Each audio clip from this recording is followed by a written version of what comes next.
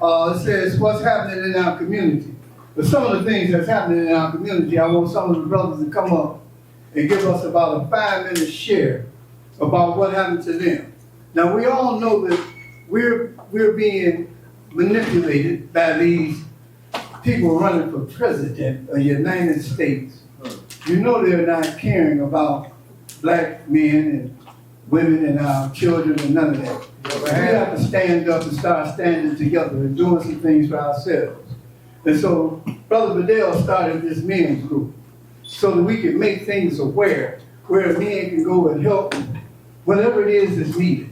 We're going to have Brother Brown come up and speak about some of the NA programs to go help people in their needs when they need some recovery. We're going to have Brother Alexander speak to some of the brothers in the military on some of the things that he had. Well, not yet, Brown. You don't come back to Brother Alexander. We're going to have Brother Red speak about how God sat back and blessed him and brought him through some things and difficulties through time. We're going to have young Brother Moses who's going to speak for our young brothers right here that's in their 20s and the teenagers. So Brother Moses is going to speak on their behalf. But we're going to have a wonderful time. Glad to see you brothers come out. And whatever it is, I think Verdell has a sheet for everybody to fill out because we're going to need your talent. We're going to be sharing with one another some of the talents that we happen to have because we're going to need some plumbers, electricians, carpenters.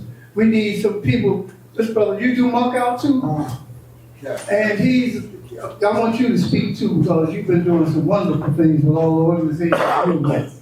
So we're going to go right ahead and we're going to have Brother Alexander come up and he's going to tell you what his dilemma was and what was going on in the community for him and how he's had that. So we're going to give him 5 minutes, give him a round of applause as he comes to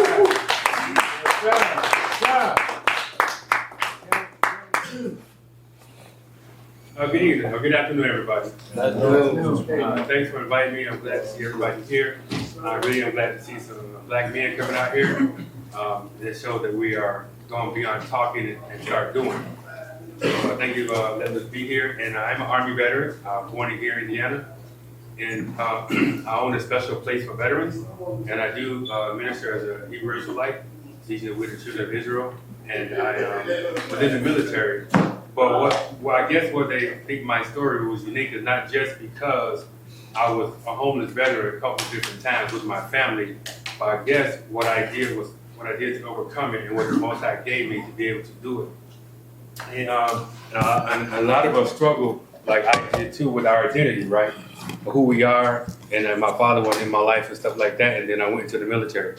And prior to going to the military as a kid, this all goes together, it all ties in together.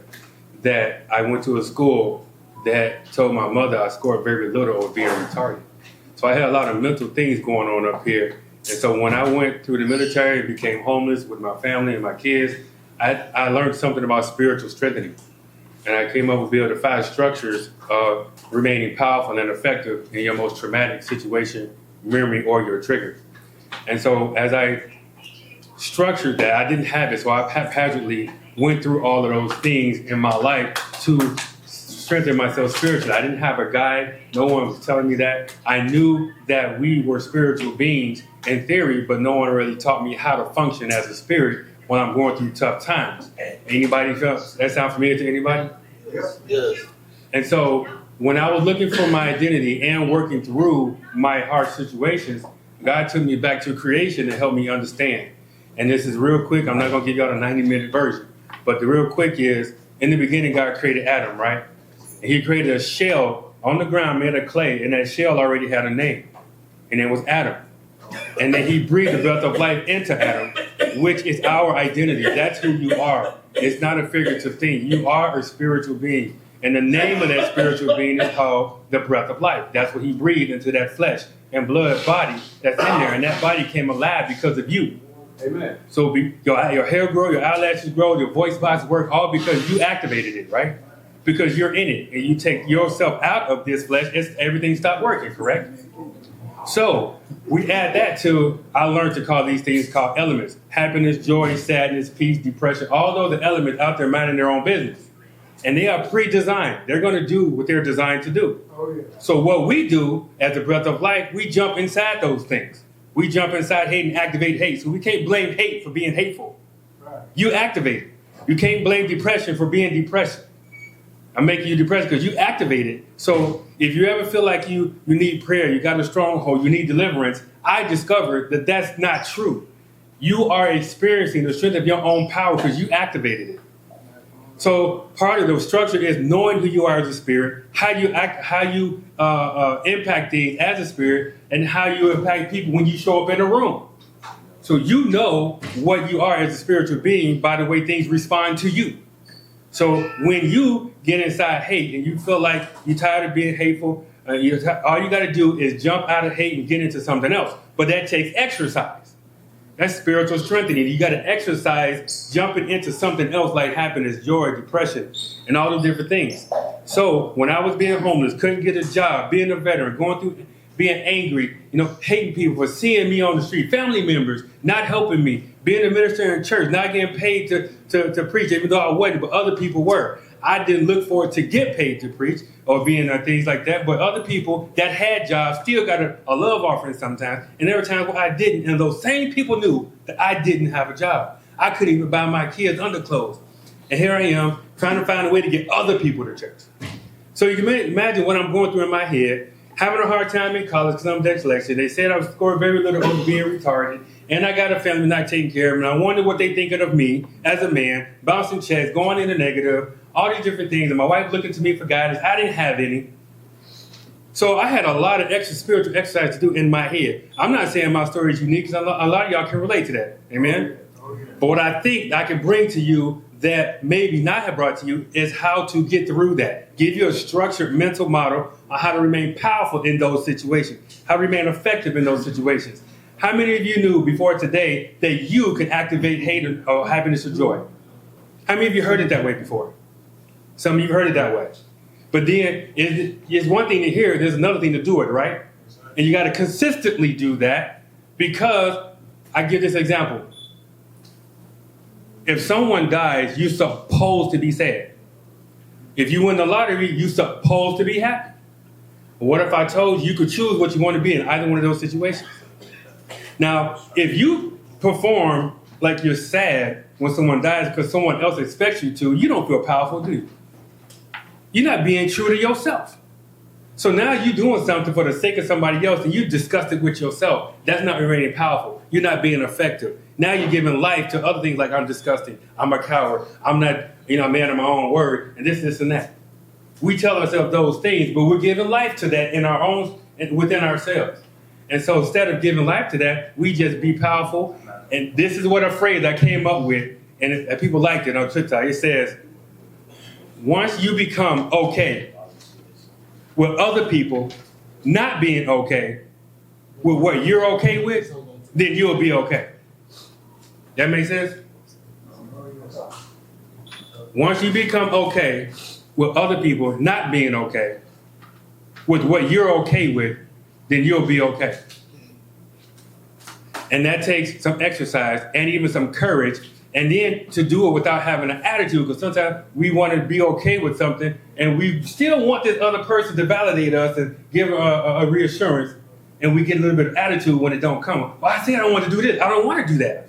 We don't have to give life to being upset when someone else is not content with what you're choosing for your life. You could be doing something wrong. I know what's wrong. Now leave me alone. I got this. I know what I'm doing. I'm doing it wrong, or I'm doing it right. But we don't have to be upset about it. We don't have to feel no type of way. You're in control, so you can stay powerful. Because, this is the last thing I'm going to say. If you walked up to me and slapped me, that got nothing to do with me.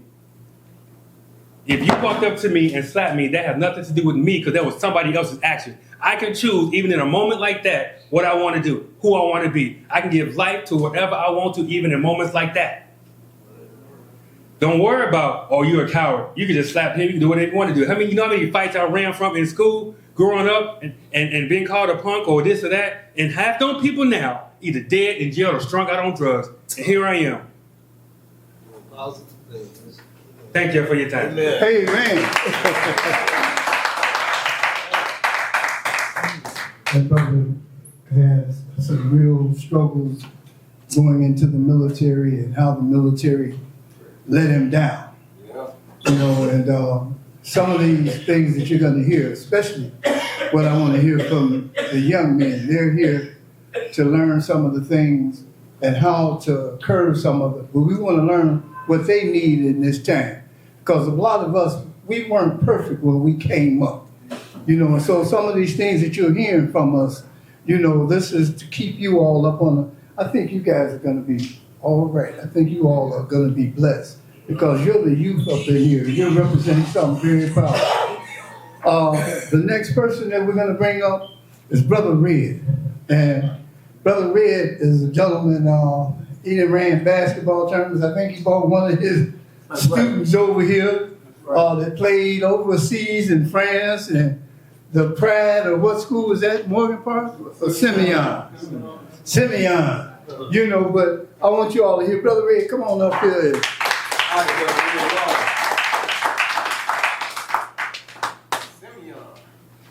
That's him over there. That's that tall gentleman back there in that back. He put Simeon on the map for Derrick Rose. For y'all heard about any of them with superstars. That's right. Hey, good. Come on. Take you over. There he is back there. Get that camera on him, John, so we can see him. They used to say he jump out the rafters. All right. Yeah, he was All-American in college. I followed him since he was a young kid. So he was on one of my teams. He played with me, never played against me because that wouldn't be too healthy. But anyway, I came a long way down the road. You know, being on TV9, having radio stations and all that. How many of y'all watch Star Wars? You remember when they started Star Wars and y'all thought how great it was when you've seen the first Star Wars? Yeah. But you remember they started it from backwards and came up to the front of where Yoda and them was, the beginning. Yeah. That's what I'm gonna do to you. TV, radio, y'all see me as a superstar and helping children and going around the world, going around the block. But in the humble beginnings, when I came from Mississippi in 1957, when I met Kennedy on 55th and Garfield, where all the presidents used to have to ride down Garfield when they come to Chicago. All of them had to shake Mayor Daley's hand or kiss the ring. Oh. I was with all them people. I was with David Boxdale, in case you want to know who the king was. And it wasn't just he was the king of the devil disciples, because Mayor Daley the one named him, not no Negro from the gangs and none of that. People don't know that. See, I know things about this coming out in my movie and my book that people can't talk about because they don't know about it. I happen to be 72 years old too, by the way. March the 30th was my birthday. This is how good God is to you when your heart is right. See, people look at you by your clothes you wear, your jewelry, the cars you drive, but nobody can see your heart but God. If your heart ain't nothing, you ain't nothing. Stevie Wonder showed you when he wrote The Keys of Life. Nobody's ever been able to outright that record. He has never had sight, have you? He showed you it's not your eyes that's blind, it's your heart. If your heart ain't nothing, you ain't nothing. That's blind. You can see, you walk by faith, not by sight. We done got it all confused. What used to be good is bad. What used to be bad is good. God gave you a left and a right hand. He made everything opposite. What you think it is, it ain't. What you think it ain't, it is. How many times you done look for stuff in the house and ask people where it's at, and it'll be right in front of you? Keep it simple, stupid. You're only talking to yourself. Simple is as simple does, and that didn't come from Forrest Gump. It came from real people living a real life. I don't have to have papers in front of me. I don't have to read nothing, because everything I'm telling y'all about, I live this life. I don't look like what I've been through. 1974, they shot me 7 times. It only take 1 bullet to kill you. 7 ain't no badge honor. You know, we got people in the community, you tell me you've been shot 7, 8 times, I could have got shot 10 times. We always want to outdo each other. Yeah. Keep it simple, stupid. If the air come out your nose and your mouth, God created us equal. Now, if you know somebody breathing out their side of their feet, they special. Come get me because I want to meet them too. We all can go at any time. Me being shot 7 times, George know my story. I was on TV with him. Done over 300 interviews on TV. It was on 10 shows. Who'd ever know I'd be on TV for something positive? When you used to see me in the newspaper, you was the most wanted, most dangerous young man in America. I opened my drug house up on Jackson and Carson. When y'all heard about them guys that was rolling, I was one of the rollers. 30, 40,000 a day with the Karachi. I had all the bad habits of selling my people poison. But see, God can change you and turn you around. Amen. Everybody know me from Larry Hoover to Jeff Ford to anybody. Look at my documentaries. I ain't saying nothing I'm talking about. This is nationally known. This is known all over the world. So all y'all looking up to them guys, look up to yourself. See yourself in the mirror. You the strength. You who you are. God made you who you are. When you lose sight of the power, you see when you drive cars or go down the street, you see them yellow lanes and white lanes in the street. You know what that means? Stay in your lane. Because you get out of it, you get run over. See, the glory go to God. We all fall short of the glory of God. Ain't nobody perfect. If any of us had the answers, we could solve this, couldn't we? We could stop the gang killing. We could stop the kidnapping. In any army or our military service you're in, they tell you, attention, don't they? You stand straight up. You know why we can't protect our women and children in our community? Because our community is not at attention. That's why they come here, rape, rob us, and steal our women. There's over 70,000 black women missing, and you don't know it. Why not? Because we don't talk about that. They're stealing body parts out of our people, taking it up to Mars to make a hospital. Oprah Winfrey wanted her money back because she found out the little fine print that you don't read like in basketball, it said if you go to Mars, no matter what that ticket costs, you got to stay there 10 years before you come back. That's how come her and Gail want their money back. But we'll get to that mess later. That's real simple stuff. We got to concentrate on helping us. It takes us to save us. Let me show you how cold they are. Do anybody know what the United States mean in here? Anybody? And this is not a smart rhetorical question. This is me passing on wisdom and knowledge. See, when you share, you care. I care about y'all, whether I know you've been around you or not. You're my color, you're my culture.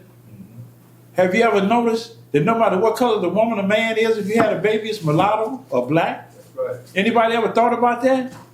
We can make any culture, but can't no culture make us. Make sense of that. Keep it simple, stupid.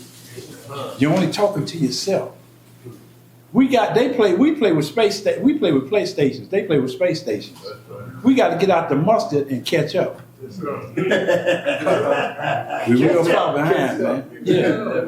We don't have no connection with each other because we think we better than each other. When I was telling y'all about I got shot 7 times, you got Negroes in the neighborhood telling me I could have got shot 10 times, I'd have still lived. Come on, man. Wake up. Yeah. It only take one bullet to take you out. So understand what you're listening to. The white boy Frank Kaminsky, that won the NCAA for Wisconsin. Yeah. You know what he told me? When he made that call on the floor, when y'all seen him on TV, he was calling me.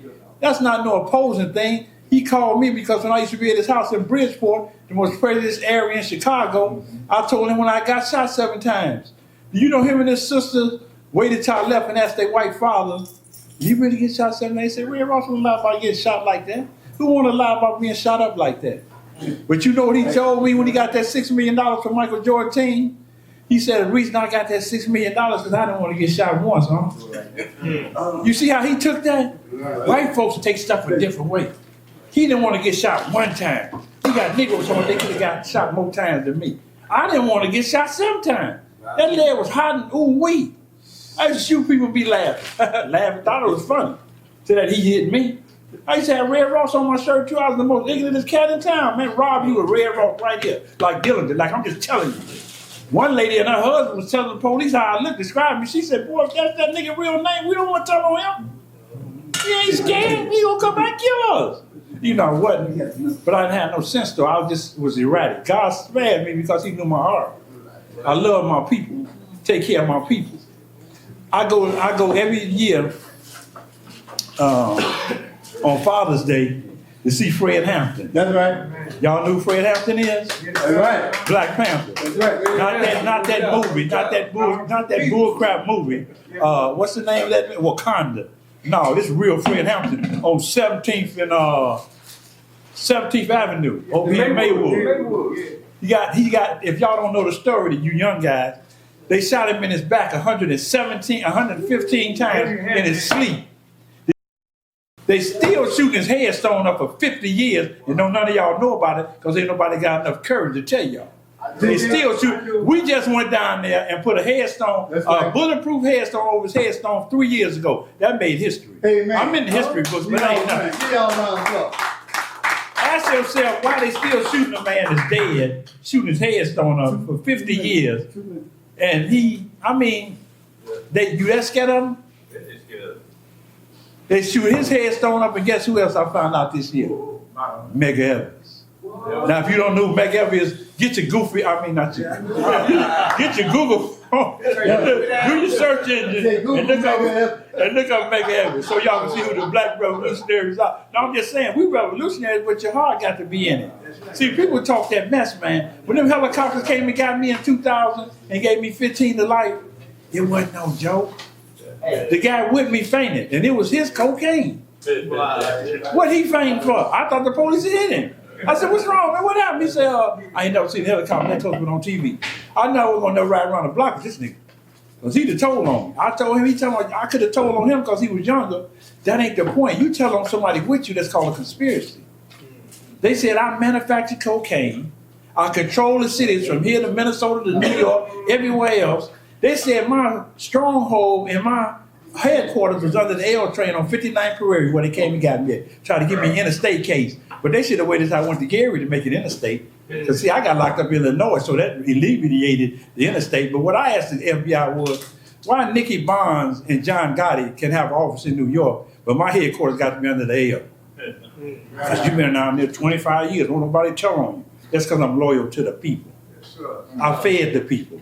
What I took out of the community, I put back in it. Ain't no nice way of selling drugs or being no gangster. God don't condone a dope seller, a dope pusher, or a dope user. It's what's in your heart. If your heart ain't nothing, you ain't nothing. I put back in the community. I had people down there in the welcome center where you get hooked up with the, the stuff, the stuff you get clean off of. They was in the thing, said, as soon as we get clean, man, when you need a fix, go down the Red Road. You can take an iron or a VCR box with 7 bricks in it. He gonna give it to you, but you got to come back and give him his money. I gave way more than I sold. But what it is when you give something away, you get more back. If your hand is open, it's like your mind. You get something, put something out, you get something back. Right. If it's closed, your mind closed, you get nothing in or out. All right, brother. Keep it simple, stupid. We be here all month listening to me. We're gonna cut it short because I don't want to hold y'all hostage. But it's real in the field. And I help children right today, right now. Before I knew about a non-for-profit, I was spending my money. The guy was on the phone talking the other day. He said, I remember when you had more money than Michael Jordan. I said, you know we on the phone. They still think I got some money. I ain't got no money. And my kids are just as dumb as the people. Take the mic, They said, hold on, nephew, hold on. They said I had some money buried. I told the FBI and my children, I said, don't y'all dumb, y'all that dumb, y'all don't think I would dug up something? I got 27 children, 17 girls, 10 boys, 15 baby mamas, and I was a superstar. Love y'all. Give me a round of applause here. To hear some of those things. Now you didn't heard from some of the old guys. I'm gonna bring Brother Moses up because our keynote speaker is on his way. But I want Moses to come up and follow that because he's gonna bring a young energy. Come on up, Moses. Y'all give him a round of applause as he comes. This is one of the, he's speaking for those young men out there that's in the community that you all see. He's going to speak for all of them and what we need to do to help them because we got to help one another. We ain't got a question. One thing, nephew. When I was telling y'all about what U.S. means, United States, take the United off. You got a U, right? Take the H off. You got an S, right? They hit us inside of the United States. Just a little knowledge for y'all. I'll be back. All right, brother Moses. All right, how y'all doing, everybody? God bless everybody in this room. Today I want to talk about. He asked me to speak about the plight of the youth, and I just want to speak on that. I try not to be too long. I could be long-winded as well, as my brother said before me. But first thing first, I would like to acknowledge the fact that I'm glad that all of us brothers in the room with the same mind, same objective to help each other out and try to make a difference and make things better. So I'm gonna start by saying that our youth and the people in my generation, we lost we lost a lot of knowledge and we lost a lot of people due to drugs, and they're using that same tactics to this day. And we have to acknowledge the fact that from my brother's generation, that he said he's 70 years old. So from his generation to my generation, it's been a divide because of drugs and drug use. And they knew that if they can get the generation a couple years before us, then they can stop us from having that knowledge that they had about their ancestors. Because if we really think about, I'll break it down like this. If we think about hip hop, we think about how the first inception of hip hop, it was Flavor Flav, and it was about fighting the power and coming together, and KRS-One, and it was about knowledge and wisdom being utilized. Self-destruction. Exactly, because the music, everybody know the devil. They say the devil is the king of music or whatever, right? So we know how powerful music is. Right. So if the devil can use music to keep our people in the chokehold, music was also used as a tool of God, because everybody know about the gospel. So everybody know that music could be used as a tool for God as well. And they realize that, hey, if we can get the young people to stop rapping about wisdom and knowledge, then they can lose that. And look at what our generation is today. All of our young people, all they think about is what's going on in the community. Back then, what was going on in the community was knowledge coming together, everybody working together. It reflected in the music. Then we had Ice Cube. It was about, okay, gang banging, street culture. Then it went from gang banging, street culture to drug dealing and drug selling. And then here come our generation, or the generation after me as well. It's about killing and doing drugs. So the message that our young kids is getting out is doing drugs and killing people. And that's what's motivating them. And then they got the 808s and the Rockefellers talked about putting 808s to put a spell on people. A certain 808 hits you and it controls you, and we all people of rhythm. Go ahead, my brother. Adding on to what you said about that, music is frequency too. So Exactly. I learned something that they produce music to us in 440 hertz, and that's what messed up our. Come up here. That's right. Come up here. Y'all get this young brother a round of applause. This the youngest man in the house. Come on up here with this, cause that's what I want to hear. That's what we need to hear. Tell about that frequency. Adding on to what my brother said right here, music is produced to us through frequencies, and that mess with our minds and how we connect to the world spiritually and mentally, actually. And the correct music to listen to is 430 hertz. That's where you listen to the actual music. But 440, it messes up your brain. It disconnects you from the world, and it does a lot more. But along with him, technology, music, and drugs messed up the world all the way, disconnected everybody from everything. We don't know nothing about ourselves, nothing about our history for real. I work with kids, and I take the time out my day to ask the kids, like, what's one thing you like about yourself, or one thing that you like doing, and they'll say, I don't know. And that's all they can say. Wow. So I just know we disconnected, and we need to get back to what we was before. Do you need some support from the elder brothers? Because I think we came up on jazz. I'm 72 also. And we came up on King Pleasure and a few other gentlemen that with that jazz. What was the frequency on that jazz? On the jazz? Yeah. Back then? Well, you don't have to mess with Shorty, but you have to understand the Temptations and the Miracles talk about love. That's Right. what some of us here. And Curtis Well, no Mayfield. killing your mom and shooting your sister. Right. And raping your cousin. They changed the whole narrative. The whole narrative got changed. About that later, because kids are female goat. They don't use them in commercial, circus, or none of that. When you call a child a kid, you've already directed him identity theft. Mm-hmm. So you got anything else, or you can go back No, to he can more? go back. Thank you, young man. Y'all give him a round of applause. Let us know about that. So I'm glad that my brother know about that, because a lot of our younger generation, it is a lot of brothers out here like him and the brother that's sitting next to him, because of TikTok. They I don't know if he got that from TikTok, but I know TikTok was giving a lot of information that our young brothers was clinging on to.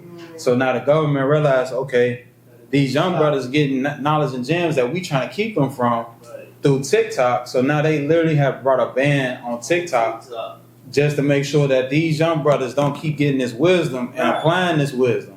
Because there's a lot of people in their generation that'll jump on TikTok and express the knowledge that they learned, which is what we need. And they realize, okay, this is our problem. They try to blame it on Chinese, and that had nothing to do with nothing because we still gonna trade with China, and they threatened to go to war with China. So it had nothing to do with the Chinese people. You know what I'm saying? It was about our young black brothers getting wisdom. So I just want to say that, and that's been that since the Rockefellers imposed that, what he said, that 442, because they know that, okay, our people is of the rhythm. We've been rhythm people.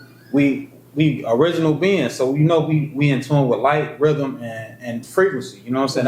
That's our general. You know, that's our chakra levels. You know what I'm saying? That we high energy beings, and they know that if they keep I got this saying that I say, if you control, excuse my language for anybody that don't like that word, but I got this saying that if you control niggas, you control the world. And a lot of people don't look at it like that. No other culture has literally over 1,000 ways to keep them from uniting other than the black people. Why is it not a problem that the Chinese people can unify? Yeah. Why is it not a problem that the white people can unify? Yeah. Why is it not a problem that the Mexicans can unify? Why are they okay with promoting that with them? You promote away, come together. But with the black folks, with us, is King. you older than him, divide that. You younger than him, divide that. You smarter than him, divide that. You light skinned, you dark skinned, divide that. Why is that why is that the case with us? Only us though. Because they realize, okay, these are the original beings, the original people. And if they come to the realization that they was something and they got a history far vast than the knowledge that they have of themselves now, if we can keep the generation that my generation, his generation, and the kids after that to only think as far as the slaves go, then all we gonna think is, oh, well, I was a slave, you was a slave, we just gonna get on nigga shit. Excuse my language, nigga stuff. And that's all we gonna think about. That's what we got, that's what reflects in the music. Okay, now we gonna all we know is this what we is? Okay, well, like he said, you can ask a young person, do you know anything about this person, that person? No. And that's what we need. We need people, we need to teach our young brothers, hey, we came from so much, bro. We have Moors, we had all these civilizations that got broken down because a white man decided, hey, these people got all the knowledge, and if we break them and switch our cultures, which they did successfully, switch our cultures around. And that's the devil's perception. If we can take our culture and make it their culture and make their culture our culture, we can win forever and we can have control over the whole earth. I feel like that's the real world domination that ain't spoke about. It's keep getting the black people to live barbaric like the white people was, and get the white people to live as kings and queens as we was. And our young people just need to get back in tune with that, and we need more our old brothers with the wisdom to come and stop being in the crib and start going to these blocks where these gangbangers at, where these hood people at, and try to get to that, get on their level. And if we got older brothers that's like disconnected to the point where they can't reach the young people, y'all know people that's my age or my brother right here age that can come talk to these young brothers that's in their 20s and come on the blocks and tell them like, yo, stand on the blocks with them. Y'all selling drugs? Right. Hey, look, we ain't with the selling drugs, but we gonna stand right here with y'all. We ain't calling police on y'all, but we gonna stand right here and try to get y'all some game, try to meet y'all in the middle. What can we help y'all with so y'all don't have to sell drugs? Because most of these young people, all they want to do is sell their drugs, get off the block. Sell their drugs, get off the hood, get some money in their pocket. And we can get our brothers like this and brothers like y'all to come in the hood and just just link up in groups like we is right now. We could be linking up in groups like this, and on the day that we out in this room, we could be hitting these different hoods and these different blocks and find out what a high crime at and be on these blocks to talk to these kids. Hey, look, man, what you need? We got resources. We got woo out the band. We on the block with you. What do you need to get off this block, and what do you need? What do your family need to keep you off the block? Because it's one thing to get them off the block, but we need to keep them off the block and let them know you got help. And then we ain't gonna let Willie Lynch divide us with this old generation, young generation, because a lot of young folks feel like, are these old heads, they don't be talking about nothing, they don't be trying to help nothing, they just want to talk down because they had this and they had this, and we don't. And the old people feel like, hey, these young kids is out of reach. We don't know how to reach them. So now I feel like that's the only way to get to them is to get on these blocks, get on these neighborhoods, and we all just start linking up in groups like this, find the high crime neighborhoods, find out who killing and shooting, and stop them, get them right there and there. Stop the violence before it happens, and then each one, and then tell them like this, like, bro, each one teach one. That's our that's where we came from. You know what you're really saying? When they had Yes, the sir. pamphlets and they had the heads out there before they went in, you Yes, used sir. to turn yourself into the police when you never want us to catch you. That's See, right. we policed our own areas. That's but we're right. iron fist. We ain't played no game. Nah, So You ain't you, touched no women. Out of no women, no children. That's right. so what Brother Moses is saying, he's so glad to see us coming together as brothers, rising up, stepping up. Once a month may not be enough. We're gonna make some announcements about some other programs that's going on a weekly basis. And we're to help brothers that may need some help. And then there's a sheet, but they'll pass around where we need you all to rise up so that we can share this with those brothers in the neighborhood community. But I got another young man I Yes, want sir. to come up Well, yeah, and thank speak. you. Give Brother Moses a round of applause because I think he did a wonderful job. Now we got another age group, just a little bit older than Brother Moses. And this brother, man, I want you to name everything that you were part of and where you came from. And I'm just proud to see this young man. Y'all know he passed that plate around for that money and took up that count. So that we can sit back here and get something to eat out here. Introduce yourself and tell all them organizations you were with. It might be best. I wasn't planning on talking or speaking today, unexpected. I just popped up and came, and he asked me to do this. So, first off, my name is Xavier Walker. I'm from off Cicero, Erie originally, but I stay around on Potomac and Central. I've been coming to the meetings with Ms. Reed now for the last 4 years, but prior to this, I was locked up, currently wrongfully convicted for 20 years for a case I ain't had nothing to do with. So I went down for a murder case in 1999 for something that I ain't had nothing to do with, and then I had to spend majority of my life in jail. Throughout my incarceration while I was in jail, my mother used to come to these meetings, and she used to rotate with Reverend Crawford and Ms. Reed and all them and tell them about my situation and have them advocate for me. So they was trying to write letters and help me get moved from Menard to Stateville and other things like that. So when I came home, I wanted to come and show my gratitude and my thanks. When I came to the meeting, I seen what they was on, and I seen that what they was on was inspiring me to do something better for my neighborhood, because before then, I was a young troublemaker, just out here gang banging, selling drugs, doing whatever, just having fun, living life, being wild, not caring about life or history or our people and none of that stuff. I just wanted to have fun. But while incarcerated, I got tired of that, because every time my mother and them used to come see me, all they did was cry all day. And they made me feel like I was losing, I was hurting them and letting them down. So I wanted to come home and show them that wasn't all my life, was about to do something different. Being a part of these meetings, helping our community, meet people like Red, meet people like Burdell, Ms. Reed, and a bunch of other people showing me that it is people that care about us in our community, our neighborhood, and we can get together and do something right. So from that, I ended up becoming a part of an organization that was trying to help, like Saving Our Sons. I went to Saving Our Sons. They helped me learn and get certified for doing construction, drywall, paint, and make. I went to Good Neighbors, because they was giving back to our neighborhood and trying to help our neighbors, teach us to be unified, to be a community instead of just individual. And I started my own business and started Walker Family Values, where I was teaching people and doing landscaping and construction and movie services, trying to get younger people like me that was out there in the streets a chance and a job to be able to make some money without having to sell drugs, because that's what I was doing. That's what I used to know, sell drugs, because that was the easiest way to go and the easiest way to make money. But changing with that, I seen I could do the same thing and still look fly and dress like a dope boy without even having to be out here selling drugs. You know, so What are you doing, man? Yeah. I tried.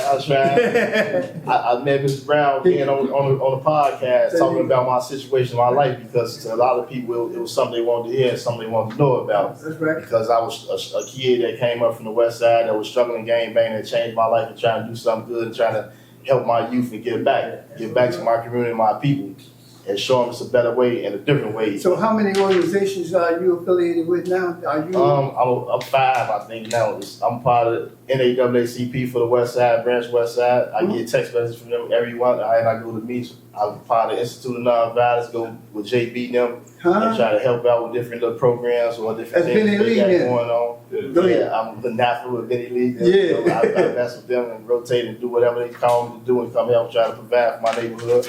And then, like I was saying, with good neighbors, with every block's a village. Then y'all get his brother a round of applause. He ain't named the 4 of them. Did he come back into the hood to do some good? He didn't name the 4 organizations that he was with. And what you young brothers are hearing off up in here, and what this brother said about what we need, we have to stand up as men and to understand. But I want you all to sit back and look at those cards and understand the time that we're living in. And I told you all earlier today, I said, we're black men.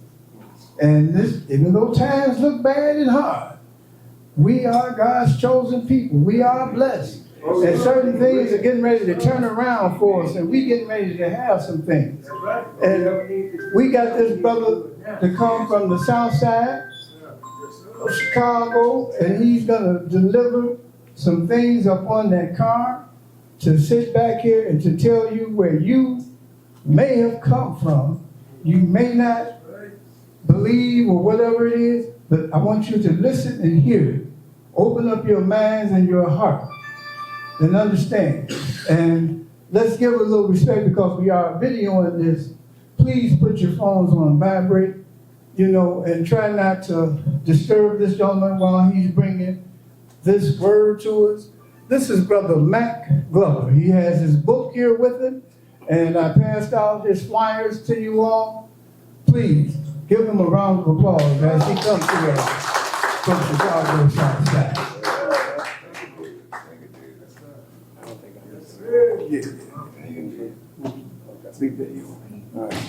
Hey, brother, how y'all doing? Listen, what I've been espousing, for whatever reason, they want us to separate ourselves from this land. Our young people really need to understand that they want to say all of us are bought over here on plantation or bought over here on ships. That's not true. They don't want to accept that we have to be the ones to accept that we are the indigenous people of the land. They got our people complaining and arguing with each other. No, we from Africa. You got the people talking about Pan-Africanism. Then you got those that say, no, we're not from Africa. We was already here. So we got to go back to before the continental drift. You have to remember, this land was all one land mass at one time. So we all migrated out of Africa and we occupied the whole land. And then the continental drift took place. When the continents broke up, we was on all of the different continents. And so therefore, when the Europeans set sail out of Europe, this is why when they got to the different continents, they found our people there. When they got over here, they saw that our people was picking cotton and had a lucrative cotton industry going already. We had a cotton industry going with our people all over the world. The only thing they did was come over here and made our people pick the cotton for them, and they took over our cotton industry. You follow what I'm saying? Yes, sir. They want to make us think that we all came over here as slaves. When they got over here, they started enslaving the people that was already here. That's what they did. Now, they did bring a few slaves over here, but by far, we are the indigenous of the earth. Wherever we go, we was on this planet before they was created. I debate with people in the church, telling them, look, bro, that's why on that card that you reading, that's why we have to understand. We got a lot of brothers saying the Bible is about God and the devil. That's not true. That Bible is about the children of the Most High at each other. Somebody said, well, Mac is about the devil versus the Most High. Nigga, ain't no such thing as no versus the Most High. These are peers. Just like we got peers that are disagreeable, and you got peers that are agreeable, and then y'all falling out with each other. That's all that's about. The angel Michael, the angel Gabriel. These are black men. This is a black man's story. You need to understand that. These white folks don't understand it. Their God is a black man. The original devil of this planet is a black man. We the original devils, and they were created to do the devil's work on earth. So that scripture that's talking about, they keep talking about, that's all of our creation in Genesis. That's not true. That's their creation. Our creation is the beginning of the universe. They have mixed up the stories, and you have to distinguish their story against our story. That's their story when it talks about creation, but you have to read it carefully, because in the beginning, in Genesis, well, let's go to Revelation first. That's where you got to start. Because in Revelation, they said they had a war in Orion, but they call it heaven to take us away from the physical reality of a black civilization outside of Earth. Now that they found pyramids and monuments on Mars, that makes our DNA, our story, a reality, that our people came to this planet. That creation story in Genesis is when they had a war. Today they call them Star Wars. They had a war in Orion. Every time you read heaven in the Bible, replace it with Orion, because we know Orion is a physical place. Heaven is a spook place. What do you think of when you think of heaven? You don't think of no physical reality. But when you say Orion, we know that's a physical star system. That's why Jesus said, when you pray in this manner, Our Father who art in Orion, holy be thy name, thy kingdom come, that will be done on earth as it is in Orion. That means that earth is destined to become a sacred planet, just like Orion is. The angel Michael, Gabriel, all these are black men who had a war out in Orion. And they was having a war against their disagreeable brothers. You follow what I'm saying?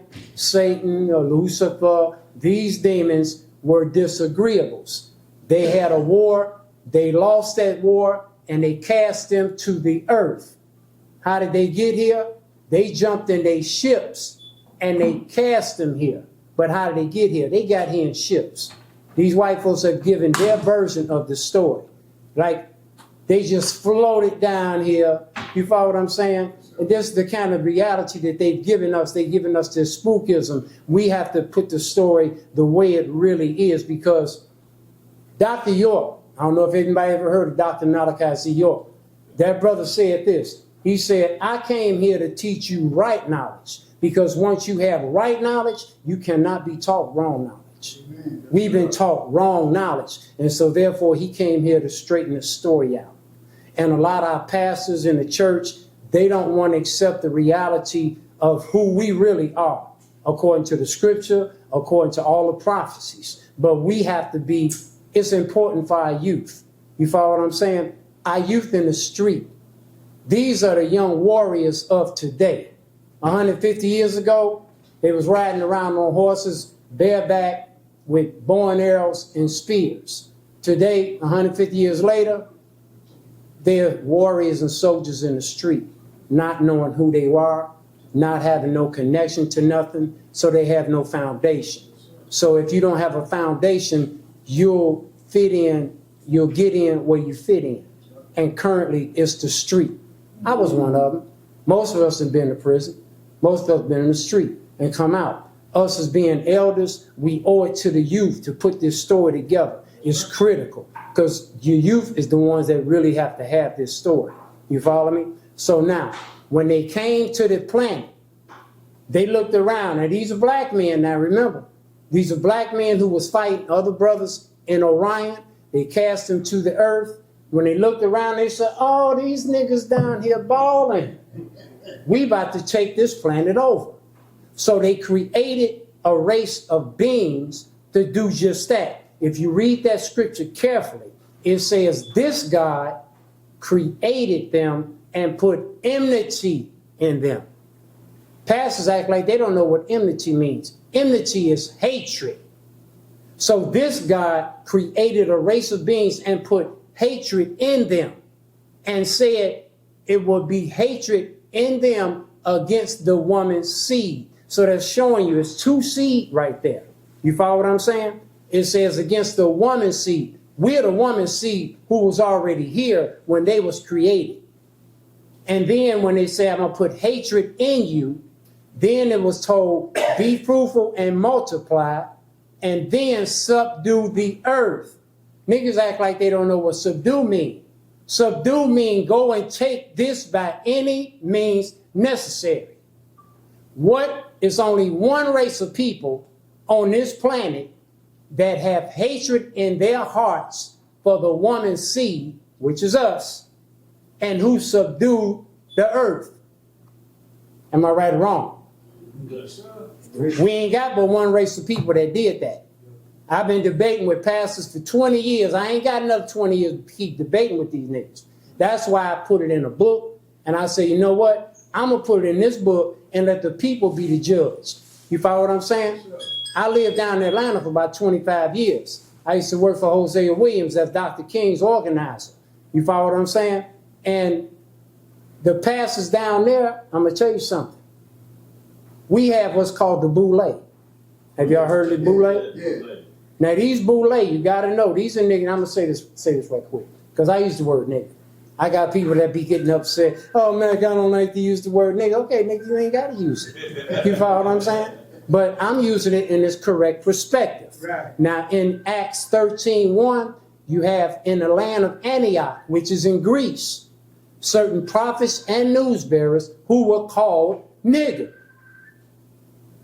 I had a friend of mine in my car. He said he looked it up. He said, no, man, that's Niger. That's Niger. I said, nigga, have you ever been called a Niger? What's wrong with you? That's nigga. They removed the G to confuse the issue.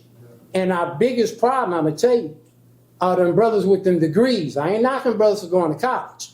But if you go to college, please guard over your common sense. Because the educational process is completely robbing our people of their common sense. You follow what I'm saying? So they want to come out and like W.B. Du Bois. He was the first, back to the word nigga. In the land in Greece, when the Greeks first came out of Greece and went over into Egypt, and they saw these great monuments and pyramids, and they was just absolutely floored. They would run back to Greece, the philosophers, and talk to their people, say, oh my God, we just came back from witnessing the great land of the gods, the great land of the niggers. Niggers and gods to the Greeks were synonymous back then. In their eyes, when they called us nigger, they was calling us God, because they had never seen these kind of monuments. You follow what I'm saying? Yeah. So later on, that's why in Acts 13:1 it says in the land of Antioch. Where's Antioch? In Greece.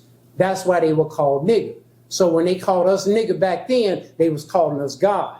So when they took the word, skipping up to the future, when these demons took the word nigger, they put venom in it and made us feel like it was something bad, because remember, their job was to remove all knowledge from our people's minds. Right.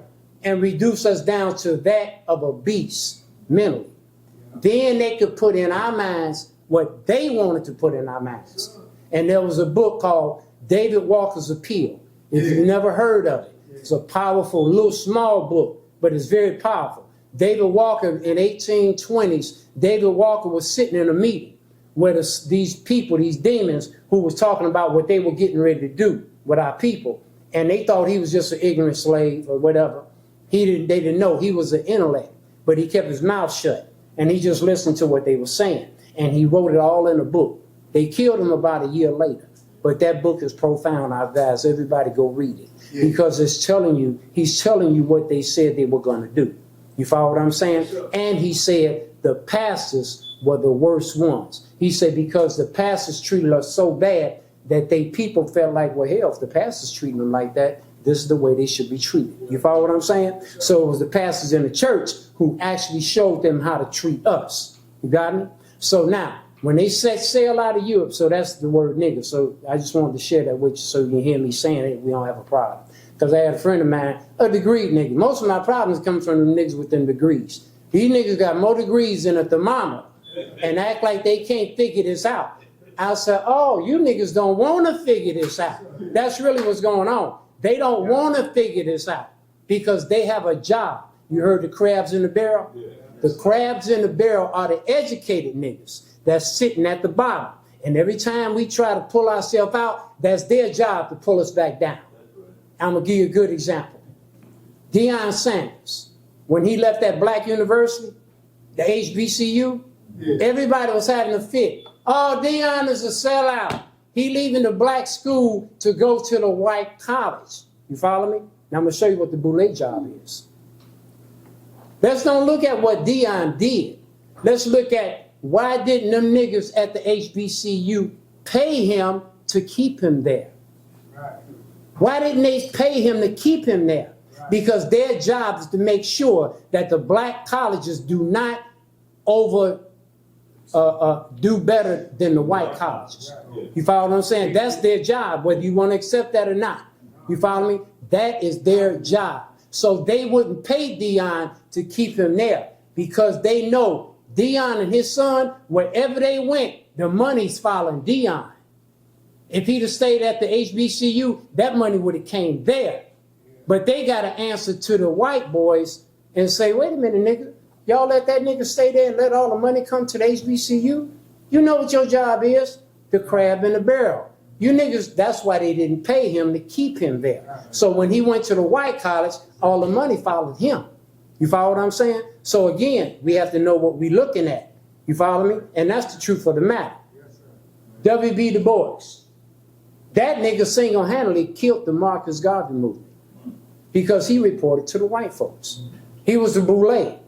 You follow what I'm saying? His job was to destroy the Marcus Garvey movement. And that was all that's to it. Remember this here. W.B. Du Bois, if you notice, all the colleges, all the HBCUs, what's the one nigga that they always quote? They don't quote nobody but this nigga. W.B. Du Bois. W.B. Du Bois, wait a minute, nigga, this nigga was a straight sellout. Why you niggas keep quoting him? You follow what I'm saying? They don't want to talk about that. I was in Atlanta at the, Tavis Smiley had the State of the Black Union. I was there all day, all afternoon. After it was over, I called Tavis Smiley's partner, his manager, Danny Davis, just so happened. And I called that nigga, I said, hey man, I said, next time y'all have a State of the Black Union, I said, y'all let me speak for the niggas in the street. He said, what you mean by that? I said, you niggas sitting up there all day long talking about the late, great W.B. Du Bois, the late, great W.B. Du Bois. That's the first nigga to graduate from Harvard Law School. What nigga was he going to listen to? And he didn't listen. That's the whole point. When Booker T. Washington was trying to tell this nigga, hey man, we need to control the food from the field to the dinner table. What did W.B. Du Bois say? No, we ain't doing field work no more. Nigga, we ain't talking about working for them. We talking about controlling it, our agriculture. You follow what I'm saying? W.B. Du Bois didn't want to hear that because the only thing that nigga was talking about when they were setting up, the Jews were setting up the banks and everything, insurance companies. So they asked W.B. Du Bois, well, what do you want to do for the people since you want to be a leader? What do you want to do? What's your vision for the people? Well, we just want jobs, etc. That's what that nigga said out of his mouth. And that's what happened. He looked at it like, no, y'all call the shots, y'all run everything. We just want jobs. You follow me? Now, they started the NAACP. You got me? The NAACP is ran by Jews right now to this day. That's a fact. So, when they started the NAACP, you had this cracker named, I can't think of his name, Joe Spingarn. Joe Spingarn is a Jew that turned everybody's name in to the FBI. Well, it wasn't the FBI yet, but they turned their names into them, right? Listen carefully. Do you know right now to this day, at the NAACP Awards, the most prestigious award that they give out every year is the Spingarn Award? Oh, hell no. Did you hear what I just said? The most prestigious award given out at the NAACP Awards right now to this day is the Spingarn Award. I'm like, how you gonna give out an award like that? Joe Spingarn was the Jew trader that turned everybody's name in to the FBI. You follow what I'm saying? J. Edgar Hoover's job, he was given the job to infiltrate Marcus Garvey. He couldn't do it. So he hired 5 house niggas to get into the movement, and that's how they penetrated. He was then rewarded by President Truman and given his own division for what he had done, and that's when he started the FBI. You follow what I'm saying? So now, when these crackers got over here, when they finally set sail out of Europe, remember, the continents have broke up, now we have the different continents. So when they set sail, that's where they found us everywhere they went. When they got over here, they saw our people picking cotton and had a lucrative cotton industry that we was trading cotton with our people all over the world. You follow what I'm saying? So when they got here, they said, like I said, when they was created and they was told to subdue the earth, this is when they start subduing. How did they, and a lot of people say, how did this group of white Caucasians take so many niggas? Okay, put it like that. How did they do it? In Revelation, there's a scripture that says, and the dragon gave power to these things. That's where Dr. York came from. He came to explain everything. Cause like he said, once I teach y'all right knowledge, they can't teach you wrong knowledge. You follow what I'm saying? Right now, y'all got wrong knowledge. So, how were they able to subdue us like that? The dragon gave power to the beast. What does that mean? The dragon is the Chinese. The beasts are the Caucasians. Our people call them beasts. There are a lot of pastors and a lot of people talking about the beast is the devil. No, it's not, bro. The beasts are these people. Because our people, when they came out of the mountains, our people had never seen people like this. So they called them beasts. And to confirm that movie Gladiator, in the movie, I don't know if y'all saw that movie Gladiator with Russell Crowe. Pay close attention to this scene. Because they always put the truth in these movies.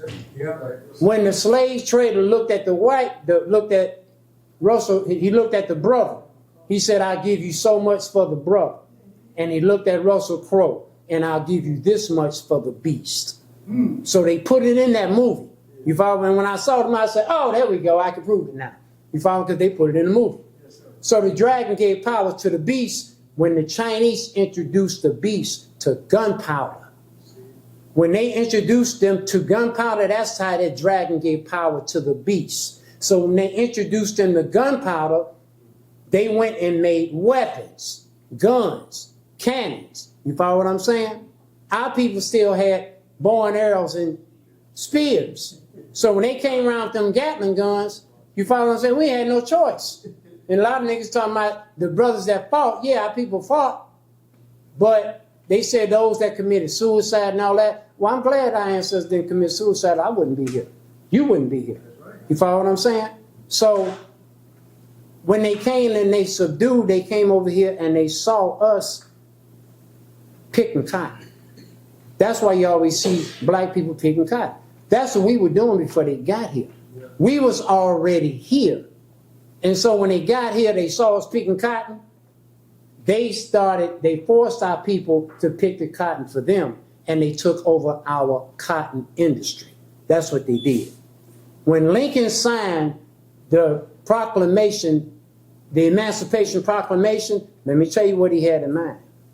When Lincoln signed that Emancipation Proclamation, this is how he felt. All right, damn, leave them niggas alone, because they could not afford to fight the Seminole Wars, the Mississippi Wars, all them wars they was having with our people, because our people was tearing their ass up. Don't let them fool you. You follow me? They was on this land trying to enslave all of our people that was already here. That's what they did. That's right. So just like you heard the story about General Custer and the Little Bighorn, our people tore their ass up because their job was to protect and preserve our gold reserves. Custer and them was trying to take the gold, so they was killing them every time. You follow what I'm saying? But again, they had them Gatling guns. That's what helped them subdue. If it wasn't for them Gatling guns, they wouldn't have had a chance. But you have those. Yeah, it's just like the Seminole Wars. All the Seminole Wars, our people, they talking about the blacks was escaping slavery. No, niggas wasn't escaping slavery. Niggas was running away from them because they was trying to enslave all of our people on this land. And they never did. You heard the Trail of Tears, while our people was forced over to the west. You follow what I'm saying? In Oklahoma, et cetera, et cetera. That was our people. Blackfoot, Choctaw, Washita, Cherokee. If all of you all go back and ask your elders, are we Indians? Your answer will be yes. That's the one thing they do not want you to know. They do not want you to know that we are the indigenous people of this planet. We the indigenous people over here. Their job was to, let's say 100 years ago, my granddaddy was Cherokee. My mom and my grandmother knew was like Washita and Choctaw. So instead of them keeping up with the culture, they were told, no, damn all that, y'all Negroes. So our elders accepted that. And throughout the 20th century, they just went by Negroes. Then in our generation, we got to the 60s, young niggas didn't want to be called no damn Negroes. We were black. That sounded more radical. You follow what I'm saying? So we accepted that. So then when Jesse ran for president, he was used, not knowing what was going on, he was used to call us African American. You follow what I'm saying? And so there's even a clip that I had on my phone about this sister said, she said, I remember when we became African American. She said, because I worked for Coca-Cola. She said, and the vice president of Coca-Cola came in there and told all of us, well, y'all African American now. You follow what I'm saying? So by them talking about us being African American, that is all for the reason of separating us from this land. They know that because if we African American, we have no claims to this land. They just showed us that they have the money and have always had the money for the money that they just spent for what they call immigrants. But we've never been classified correctly. They've been talking about reparations. I was down in Atlanta telling them, nigga, why y'all keep having these meetings about reparations? Ain't gonna be no money given to African Americans and blacks. There's no such thing as an African American and a black. That's a title and a label. We are supposed to be classified correctly as indigenous. These people that they spending that money on with them Venezuela, coming from Venezuela, you gotta remember, the Spanish did to them what the English did to us. They are indigenous people coming from Venezuela. You follow what I'm saying? And look what happened. We are indigenous people living in America. We're indigenous people living in Haiti. Indigenous people living in Jamaica. They got us calling ourselves behind the country. That's some BS. No, we are indigenous people living all over the earth. In Ghana. These indigenous people living in Ghana. You follow what I'm saying? So as long as we keep calling ourselves African American, we have no claim to this land. We have to be called indigenous. And I just, I sent out something to Danny Davis to tell the brother, look, just like Jesse was used to start calling us African American, I said, we need y'all to put in a bill to call us indigenous and stop calling us African American and black. You follow what I'm saying? Now, our grandparents was told, y'all Negroes.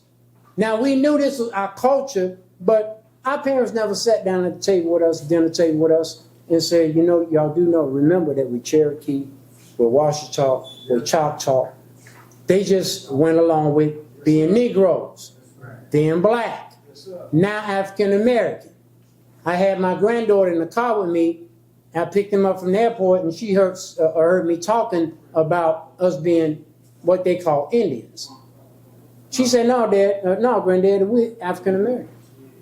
And I looked at her mother, I said, you see why this is important right now? I said, it's important for us to say certain things to our children, little children.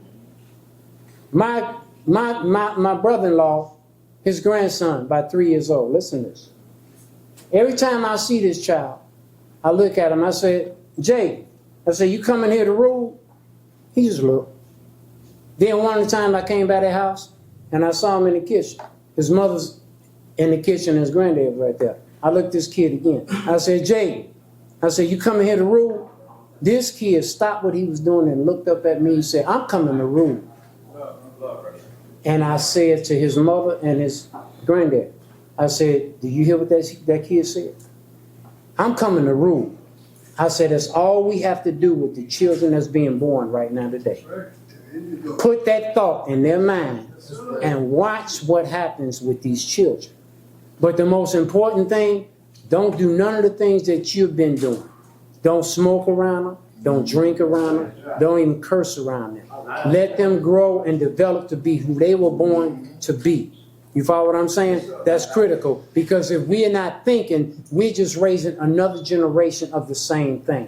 Why? Because you're saying, you're talking around these children, you backbiting, you're giving them the habits that you have.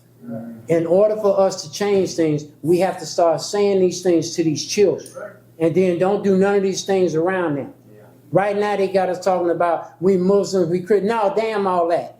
Let them have Islam, because if you're in Islam, the Arabs is your slave master. If you're in a Christianity, the Europeans is your slave master. That's a fact.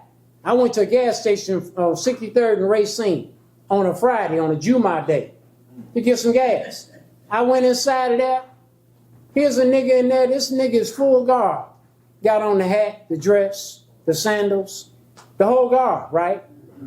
The pale hairs behind the counter in jeans and t-shirts. I said, oh my God, look at this nigga. This nigga more Muslim than the Muslims. You follow? Because we trying to prove ourselves to these people. You understand what I'm saying? Nigga gonna tell me assalamu alaikum. I stop saying nigga, I don't speak Arabic. You understand what I'm saying? I said, let me go back next Friday. I went back there next Friday, this time intentionally, just to see. Got back in there on that Friday, that nigga, again, full guard, hat, the dress, the sandals. I looked at that nigga, I said, look at this nigga here. The pale Arabs behind the counter, again, in jeans and t-shirts. This nigga trying to prove himself to his slave masters. You feel what I'm saying? We went to Houston. I had a lot of brothers from the Nation of Islam. I went with them. We went to Houston. They followed up behind this brother called us, said he was an Arab sheikh. You follow me?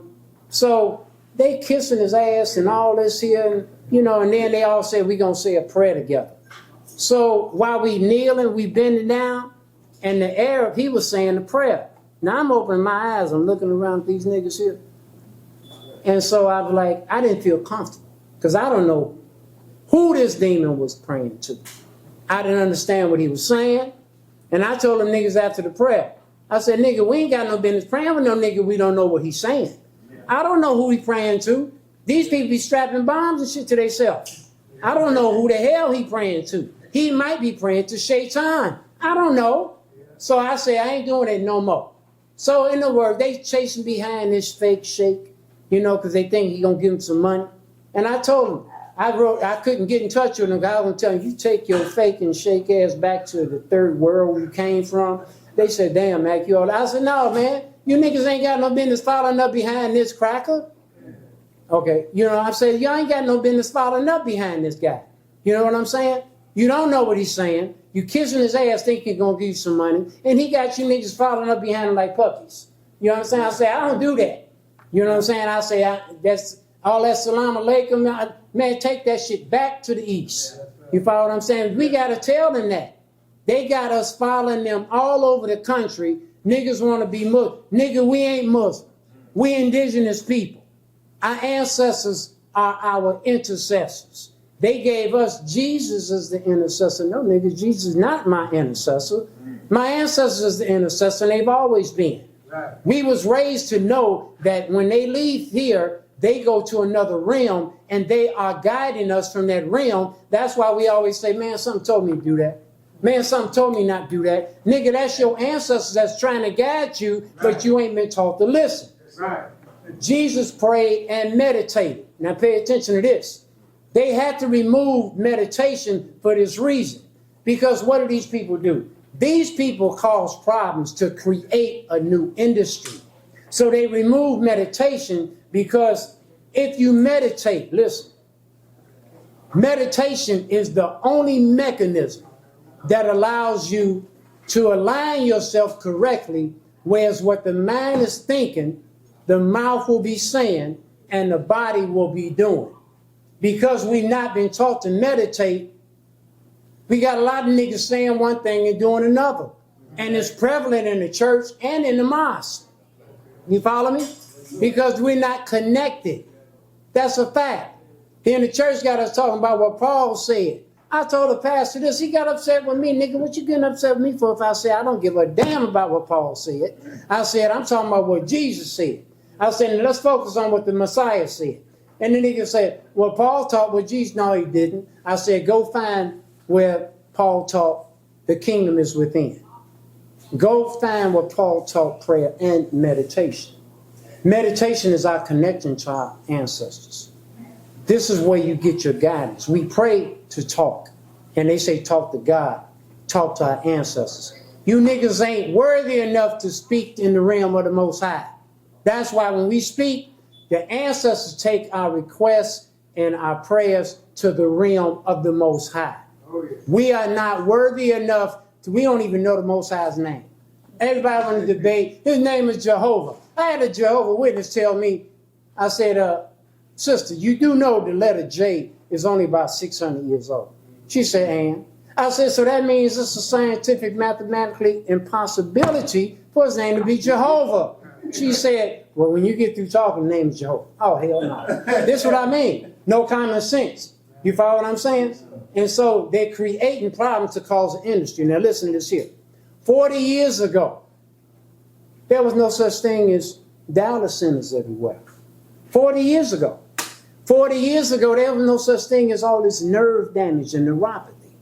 40 years ago, there was no such thing as erectile dysfunction. They're doing this in the foods. You follow what I'm saying? Just like the Chick-fil-A sandwiches got 40, 50 chemicals in the sandwich. That's why niggas is lined up around the block to get a chicken sandwich. You follow what I'm saying? They're creating problems to cause a new industry. You follow me? If they implement meditation, that'll put marriage counsel out of business, therapists, anger management. Nigga don't need no anger management. Nigga, sit down in silence and connect yourself. That's where you find, you follow me? That's where you get you solve your anger management in silence. Okay, information is being broadcast from a higher level. I used to read blueprints for a living. In meditation, I heard in silence, $5 a square foot. That was the impression I got. I knew what that meant. I used to hang drywall, finish it, and paint it. So that meant $5 a square foot for whatever the job is, and that's the price. So instead of getting blueprint a building in Atlanta, he said, Matt, come get these blueprints. So I went over to the job. It was Hank Aaron's house. They was renovating. I went inside. I did length times width times 5.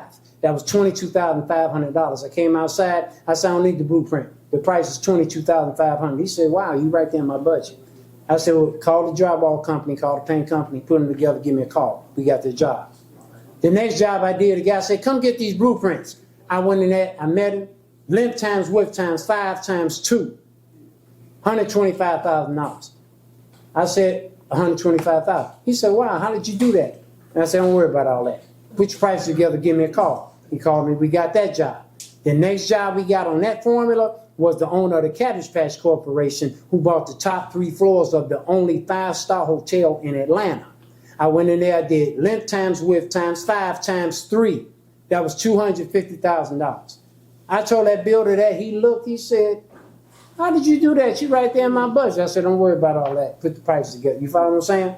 I'm going to show you how powerful meditation is. It's very powerful. When we was doing the Cabbage Patch, the condo for him, It was one Friday on a payday. I saw the man had handled the checks. He's coming this way, I'm coming that way.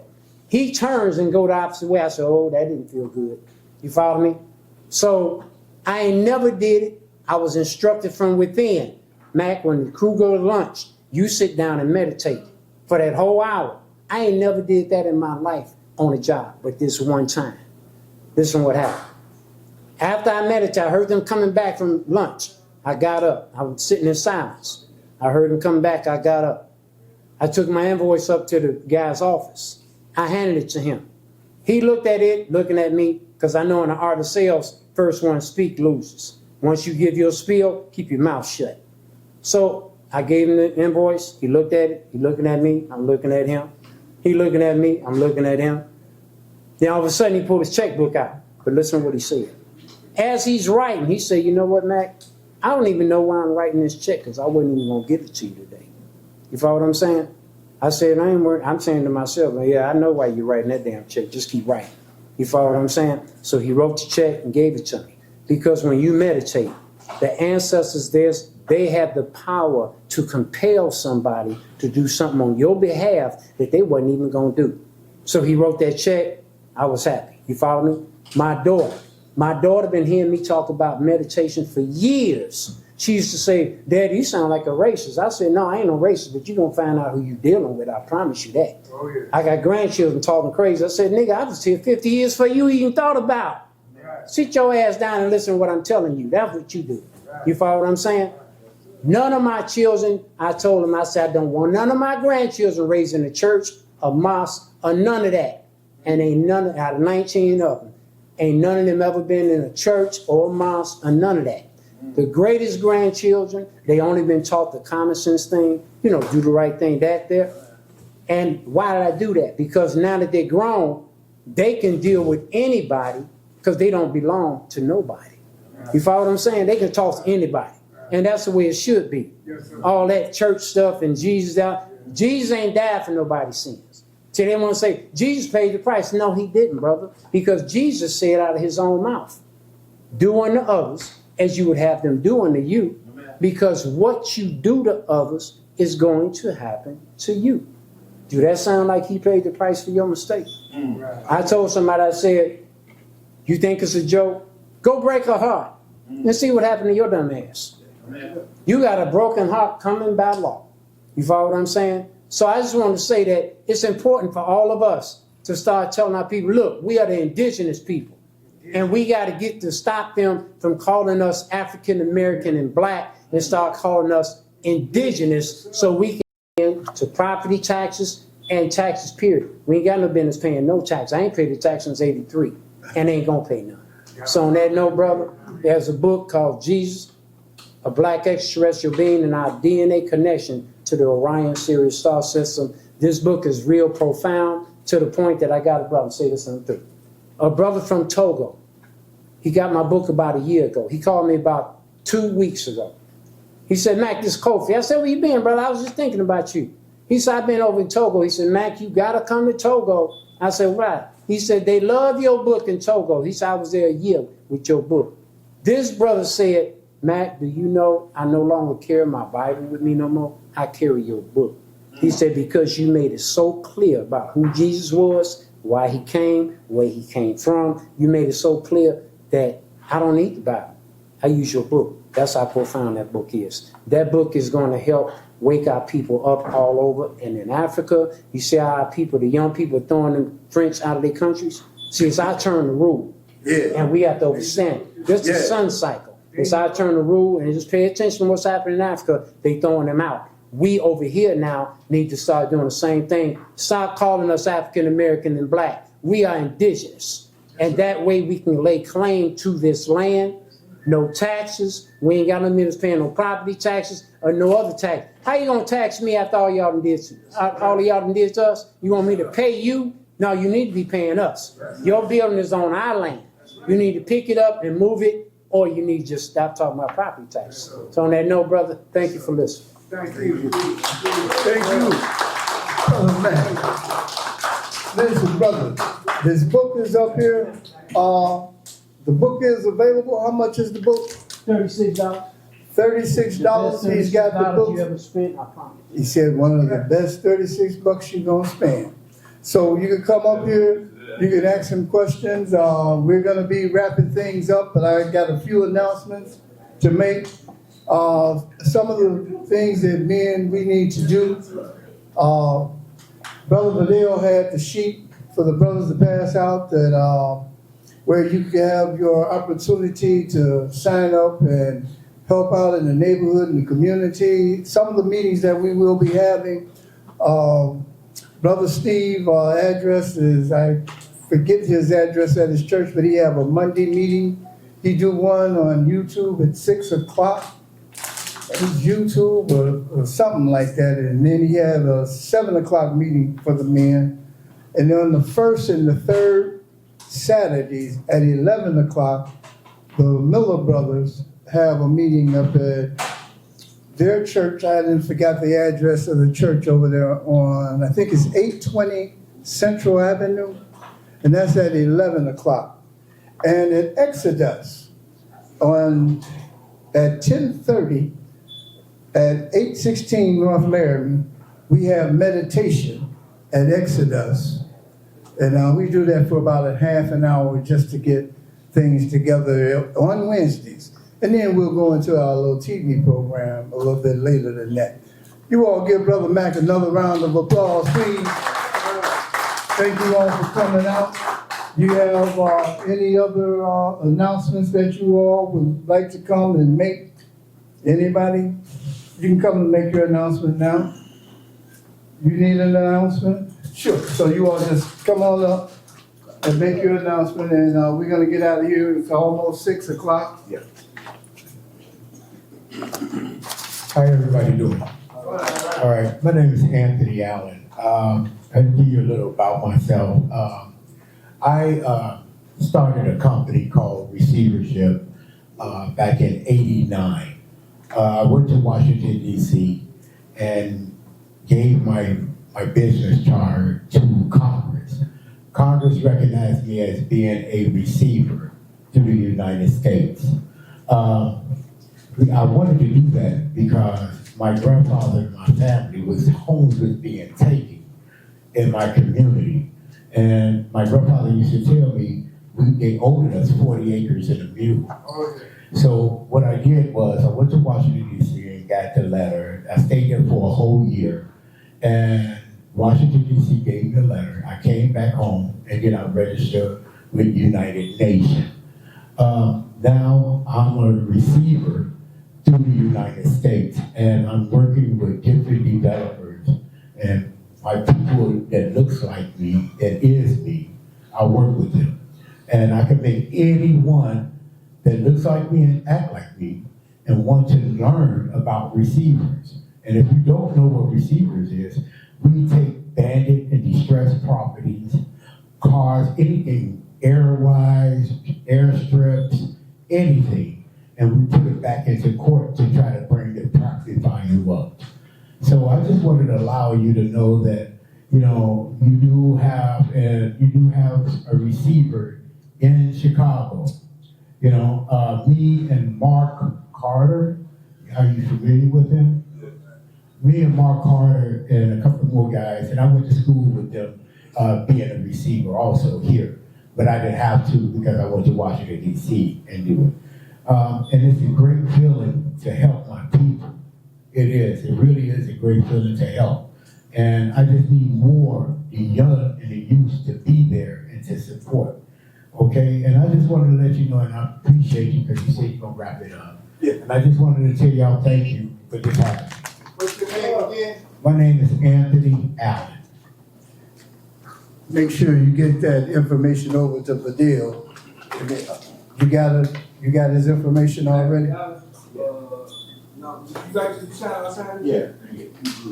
Okay, cause, Yeah, hey, I got a better example. okay, what, I got right after him. Thank y'all again. So, remember I was telling you, I'm the owner, director of the nonprofit A Special Place for Veterans. And we're buying land to build communities for veterans and our family members. And my goal is to do business with mostly Black-owned businesses And on that side of it, we have what we call the EGG. It's called the Economic Empowerment Group. It's strictly for Black people. We're going to do some things nationwide. I even have some connections to do work in Africa because there are other countries that need our help. But we're looking for if you help us fund our own sales, because there's no legislation we need to go through to do this. We just need our sales.